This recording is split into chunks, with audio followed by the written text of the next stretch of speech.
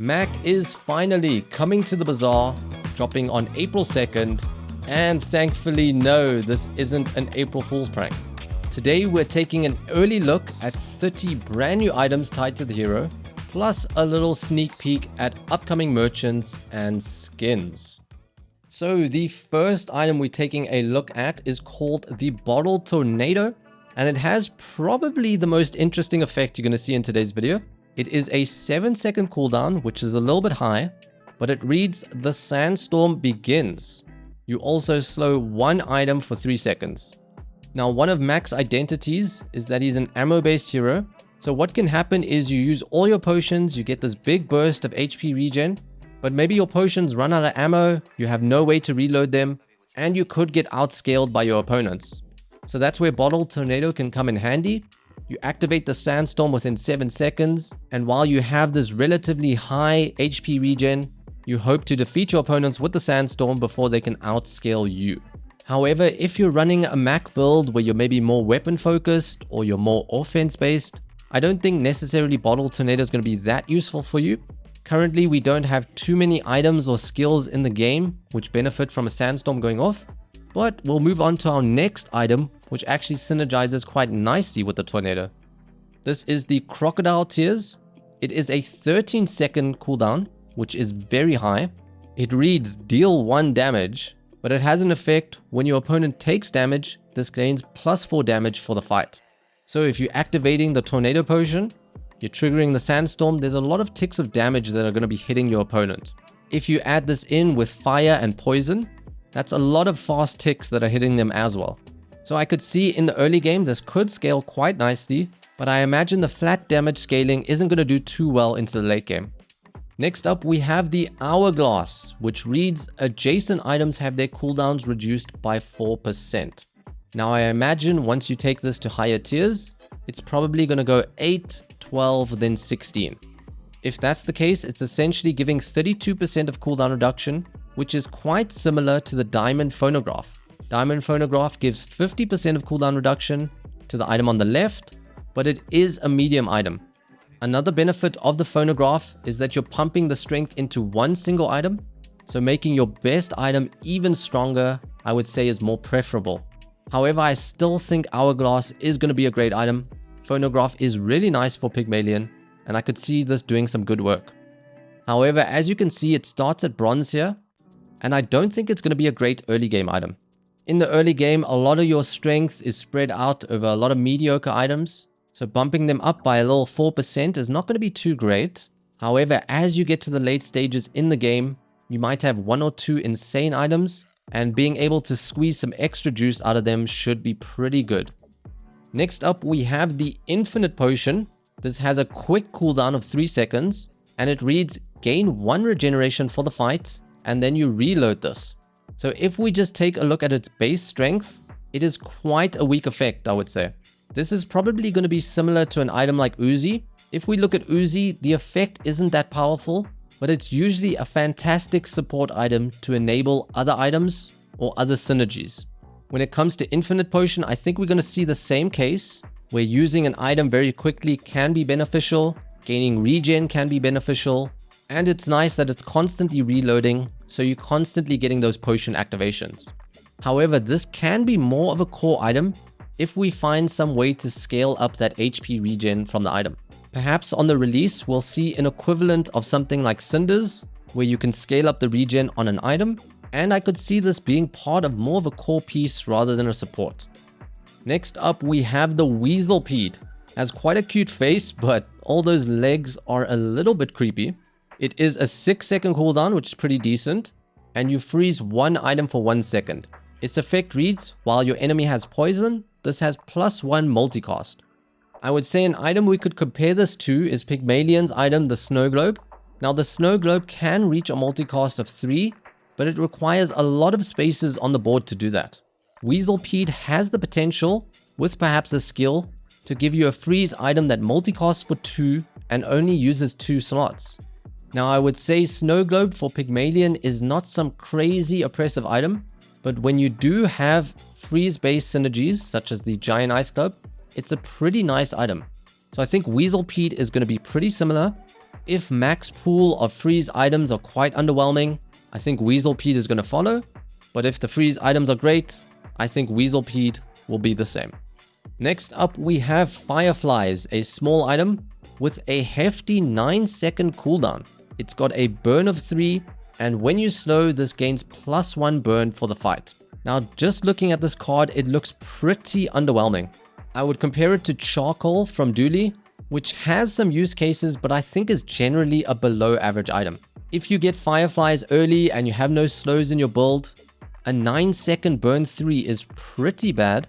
Also, in the early game, you probably don't have too many slow synergies, so you're not going to be scaling it up that fast. But then even into the late game, once you have perhaps a ton of slow coming out, it's a 9-second cooldown. So overall, I think Fireflies is going to be on the weaker end. Next up, we have the Goop Flail, which has quite a lot of people excited. This is a large item with a 12-second cooldown. That's very high. It reads, deal 1 damage, but then poison equal to this item's damage, and it has a multi-cast of 3. Now, I think the item we can compare this to most is the Flamethrower from Dooley. Now, that one is a bit faster, but it doesn't have the multi-cast attached to it. However, I think Flamethrower is one of Dooley's better items. I really love to play with it, but it's not an item that you can put in just about any build. You really want to get some damage scaling in there. So I think Goop Flail is going to fall into the same category. If you find a way to bump up this damage, it's going to be really nice. But if you don't, it's a very underwhelming item. It also has quite a hefty cooldown, so you do need to find ways to speed this up, most likely. However, Mac has a fantastic item in the Pendulum, and I could see that as a way to speed this up. The next item is Dragon's Breath. Now, this exists in the game, but they've tweaked the numbers here. It's a 12-second cooldown, which is a bit high. It burns 10, but when you use an adjacent item or any dragon item, this gains +6 burn for the fight. Now, currently, the dragon support is not great in the game. If we see more dragon items, this becomes more viable, but the adjacent part is probably where most of the item's use is going to come from. If you manage to put it between 2 fast adjacent items, you'll get that burn up really nicely, and I can actually see this working in the late game if it's a nice finisher piece. Then we have the candles. Now, I think of all the items, this has maybe the most uninteresting image. The flavor I don't think is too great, but I think it's a pretty powerful item. It's got a burn 8 at a 9-second cooldown, so that isn't great, but it has the effect, when you use a small item, charge this 2 seconds. So we have an item in the game, Microdave, which is very similar to this. Microdave is a 7-second cooldown, but he charges 1. If I put the two side by side, I would say Candles is definitely favored with that 2 seconds of charge. I would also say Microdave is a pretty decent duty item. He's quite nice in the early to mid game in like ignition based builds, but he does struggle into the late game. However, Candles with its charging of 2 seconds and potentially 8 other fast small items can be popping off very quickly. So I think this item has a lot of potential. And the next item which might synergize really nicely with those candles is the Secret Formula. This is a 12-second cooldown, quite high, and its effect reads gain 4 regen for the fight. So when you actually use this item, you are getting very little in return. However, its passive effect is probably what you're using this item for. It reads, the item to the left of this has plus burn equal to your regen, and the item to the right of this has plus poison equal to your regen. So if you're a build that can stack up a ton of regen, which I'm sure Mac is going to be doing, you're going to get bonus burn and bonus poison that is probably going to be very impactful to your board. I also do like that there's an active component, even though it's very weak, because that active component can sometimes take some slows and freezes from your opponent. So overall, my gut feeling is this is going to be quite a powerful item. We then have the Show Globe. So not a snow globe, it's a show globe. It's got a 6-second cooldown. It burns 3, and then you gain 3 regen for the fight. You then have the additional benefit of when you use a potion, this gains +1 burn and +1 regen for the fight. My gut feeling is this is going to be an okay item, but if you do find that Mac is using an insane amount of potions and they're going off so quickly, I could see this getting out of hand. Next up, we have the Potion Distillery, a large bronze item with no active effect, but its passive effects read, Your potions have +1 ammo. When you use a potion, haste it for 1 second. And at the start of each day, get a potion. So this is very comparable to the fishing rod, to the shovel, and to fort, which give you items at the start of each day. However, I think this item has an edge in that the passive effects look really nice to run on your board. One of the downsides, in my opinion, of running a fishing rod or a shovel are they feel pretty rubbish on the board, and I personally also believe port is not great on the board either. However, early game, having an extra ammo on your board, plus because you have multiple ammo, you're guaranteed to benefit from that haste. This actually looks quite nice. The question also becomes, how does this scale with upgrades? Do you perhaps get 2 ammo and haste for 2 seconds? Plus you're getting the silver potions? It could scale really nicely. Perhaps you enchant it and you get fiery potions, poison potions. It looks like a fantastic item. We then have, if you've been watching my channel, an item that can be very scary for my playstyle, but that is the shrinking potion. It is a 4-second item, and when you use it, you reduce your enemy's max health by 10 seconds for the fight. So this item is definitely going to hurt those high HP Pygmalions like me. But there's a question I have, and I don't have the answer to it. But if your opponent had 10,000 max HP and 9,000 current HP, you then reduce their max HP from 10,000 to 9,000. Does their current HP stay at 9,000? Or does it keep the percentage of what they were at? If they keep the percentage, the strength of this potion becomes even better. But if it only cuts max HP, might not be as strong. We then have an item that I think is incredibly strong.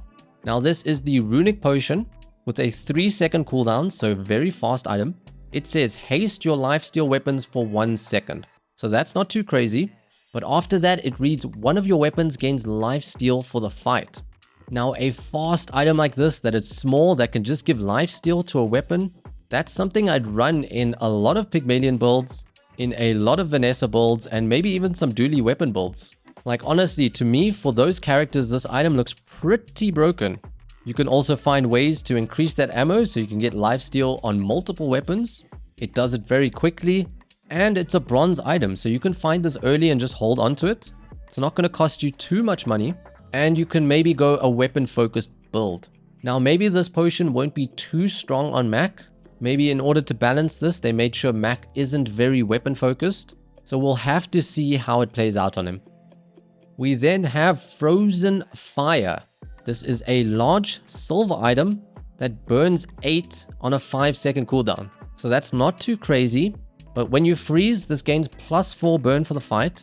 And then the first time you fall below half health each fight, freeze all enemy items for 1 second. So this is some nice utility. And I think it's the same question again. If Mac has a pretty nice freeze package, I could see this doing some good work. The item is scaling, but at the same time, it's a fairly fast item at 5 seconds. So I think there's potential with this one. Then we have quite a unique weapon that we haven't seen something similar to yet. This is called the Letter Opener, a small weapon at 5 seconds. It deals 10 damage at base, which is not too high. And then it actually loses 25% crit chance for the fight. However, this item starts at 100% crit chance. Now we are going to see an item that synergizes with this high crit chance, but off the bat, I'm a bit shaky on if this is good or not. For example, if you bought this early and it's a bronze item, in the first 5 seconds, it does 20 damage. Then that drops because the crit chance is going down. So that is not too impressive. However, we move on to an item that I think has potential to be very crazy, and that is Quicksilver. This one is a small item with a quick 3-second cooldown, and its effect reads transform into a random small item you have for the fight. Now, because there's no scaling effects here, I imagine the gold one's going to be 2 seconds, and then the diamond one is 1 second. Now, I think this item could do a lot of work. If you build up this crazy strong small item and copy it, it's really powerful. Or maybe you just find a small item with a really strong effect, for example, spices. Having 2 of them can be very powerful. Now, there is one question to the mechanic that I don't know yet. If you transform, do you start at the base cooldown of the item? Or do you copy the item exactly to where it's already pushed towards its activation? The answer to that question definitely affects the strength, but I think this could be really good. Next up, we have a very similar item, and that is the mirror. Now this is gold, higher cooldown at 4 seconds, but you transform into the medium item to the left of this for the fight. So the difference is the previous item, it was a random small item. So if you have a ton on your board, you might not hit the best one. However, mirror, by positioning it, you're guaranteed to copy a medium item. And in the same vein, I think this is going to be really good. You take your strongest item on board and you just get a copy of it. However, if its cooldown starts from the beginning again, it might not be strong enough. Then we have the oil lantern, a medium burn item. 10-second cooldown, it's a bit high. It's got a burn 10, but when you gain regen, charge this 2 seconds. So you obviously want this in a build that's going to be gaining a ton of regen to get all that charge. And that does seem pretty powerful. Now there is the new skill called Heat Lover, which says when you burn, gain regen for the fight. So this is already a burn item, so it's going to be synergizing with that skill. But then every burn item is giving you regen, which could pair very nicely with this item. So it doesn't look crazy broken to me, but I think there's good potential here. Then we have the Ice Claw. This is a medium weapon with a 9-second cooldown, so it's a bit high. When you use it, you deal 50 damage, and then you freeze one item for 1 second. Then when you freeze, this item gains plus 20 damage for the fight. Now this is very similar to an item that exists within the game called the Frozen Bludgeon. That one has a hefty 13-second cooldown, but when you freeze, you get bonus damage across all your weapons. My gut feeling is this is going to follow similar to the Frozen Bludgeon and not really be utilized. However, like I said, if the freeze package for Mac is insane, maybe there's a use case for this item. Then we have another exciting item. This one potentially my favorite. It is the Laboratory. So this is a gold large item with a 3-second cooldown, so it's pretty fast. When you use it, you enchant a non-enchanted item for the fight. You then charge all your enchanted items for 1 second, and then you have the unique effect of increasing this item's cooldown by 1 second for the fight. So this is an item, the more times you use it, the weaker it's going to get within the fight. Not only do you make them enchanted, you're also charging them, making them faster, so I think this is going to be very powerful in the mid game. However, as the game goes on, you hit the level 10 to get your enchant. You maybe buy 1 or 2 enchanted items as the game goes on. Maybe you see an event that gives an enchant. Now your board doesn't have too many unenchanted items. So what I think is going to happen is Laboratory is going to be strong in the mid game, but actually is going to get weaker as the game goes on just because you have enchanted items already. Another interesting question is, what does this item do when it's enchanted? Because it doesn't say enchant another non-enchanted item. It looks like it can enchant itself. So perhaps its enchanted variants can also do some pretty crazy stuff. We then have another item I'm very excited to try, and that is the Runic Blade. It is a medium weapon with a very high 12-second cooldown. When you use it, you deal 40 damage, and it has a crit chance of 100%. Its effect then reads, when you crit, double this item's damage for the fight. And we're not done yet, it also has lifesteal. Now a similar item to the Runic Blade is going to be the Crane. You can scale that damage really high, and I think the Runic Blade actually has better potential. It is a bit slower, but speed is not something you really want on the Crane. It can also work on every single item, but you do need to have some crit chance on your board. The one item we looked at earlier, the letter opener, can be a fantastic support piece to get this going. However, this item also has lifesteal, which is nice. So when it activates and you potentially don't have enough damage to wipe out your opponent, perhaps with the lifesteal you get a second attempt. But Crane is definitely not the best item in the game. I would say it's quite niche, it's difficult to pull off, and we maybe will see that mirrored with the Runic Blade. We then have Staff of the Moose. Now this is also quite a slow item, which is maybe a theme for a lot of max items. It is a large weapon that says deal 150 damage with a multicast of 2. So given how slow it is, I don't think you're really using it as this big damage piece, but it does have some nice effects in there as well. So the first time you fall below half health each fight, you take no damage for 1 second, and then you gain 25 regen for the fight.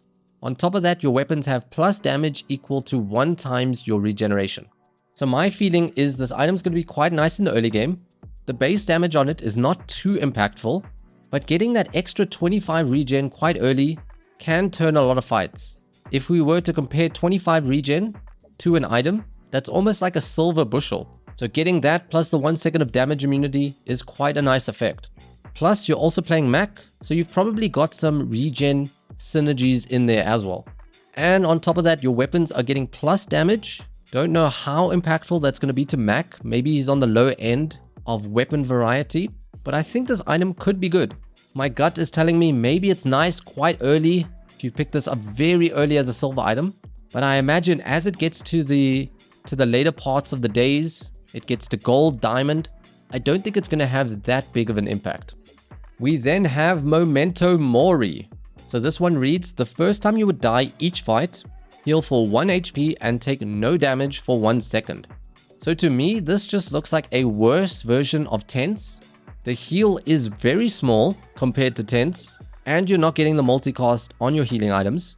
The no damage for 1 second, I don't think it's going to be too impactful.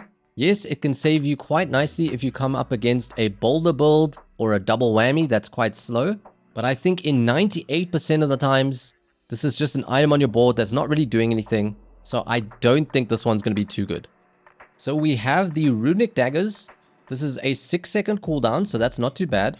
You deal 10 damage, and when you crit with another item, charge this 1 second. On top of that, it's got multicast 2, it's got crit chance of 100%, and it's got lifesteal. So that's a lot in the Runic Daggers package. If you can scale the damage on this, I think this can be a really nice item. But I think it's also going to be a fantastic support piece for the Runic Blade. So yeah, overall, looks like a pretty good item. We then have the Floor Spikes. This is a 10-second cooldown.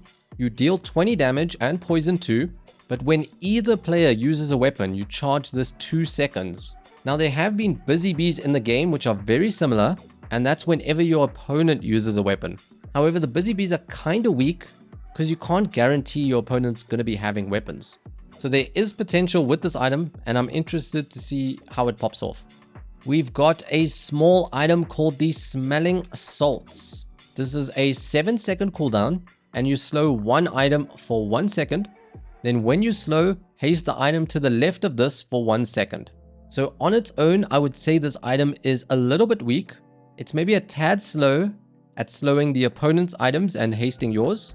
But if you have slows anywhere else in the build, I think this is going to be really nice. We also have the Regeneration Potion. So this is quite quick at 4 seconds, and it gives you a nice 8 regen for the fight. So there's nothing too crazy here. If you get that ammo count up, would be nice. If you scale the number, can also be nice. And if you have regen synergies, also pretty good. But yeah, on its own, maybe not too good, but with other items, could really shine. We then have the Poppy Field. Now this is not a new item, but we have seen some changes coming towards it, and it's now going to be available for Mac starting at Bronze. So when you use a weapon, poison 3, and then your weapons have plus damage equal to the poison on your enemy. So this could potentially synergize with the Goop Flail.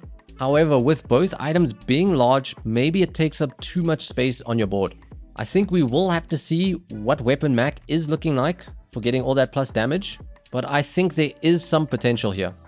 And the final item we're going to take a look at isn't brand new, but it has been changed, and that is the Pendulum.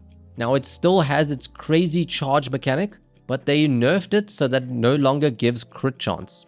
Now I've seen my opponents rocking this, and it is an absolute nightmare. And I think by even removing the crit chance, it is still an extremely powerful item.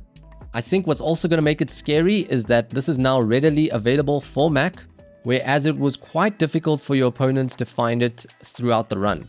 So yeah, all that charging, I think is going to be pretty powerful. Now that wraps up the items for Mac, and the next thing we can take a look at is actually this board from Dooley. So these are all brand new items, and what I'm expecting to see is this is probably a new expansion for him. Now hopefully there are some changes to the monetization and we get a better system in place. But actually taking a look at the items, it looks like a lot of futuristic beetles. These are probably also friend tags, and they do look quite interesting. We then have some new merchants. The first two are nothing crazy. We've got Ellie, who sells potions, and Zosima, which teaches Mac skills. I think these are just new merchants that synergize well with Mac. But the very interesting one is Mandala. So this is an event where you can transform your items into something new. Now, I don't know if this was actually showed in the trailer, but this can have some interesting consequences. I think it might act similar to like a Pearl's dig site, where you can find items from other characters, which can be quite exciting. But if it's very random, maybe you're not going to get something that's that interesting. Now, it does look like there's a bronze border on Mandala. That means they're going to be popping up early. That's quite nice. Because if it was late into the run, these transformed items or new items would maybe struggle to find a way onto your board. And then finally, we've got some new skins coming out. Obviously, with Mac being there, we're probably going to get the most from Mac. They all look pretty nice and interesting. There's even 3 coming out from the current heroes, all looking pretty good. And there is a new Mac board. So that's a wrap on all the new stuff coming from Mac. And yeah, definitely subscribe if you would like to see some videos coming from me whipping out Mac. But I hope you've enjoyed this video and found it helpful, and I will see you in the next one. Peace.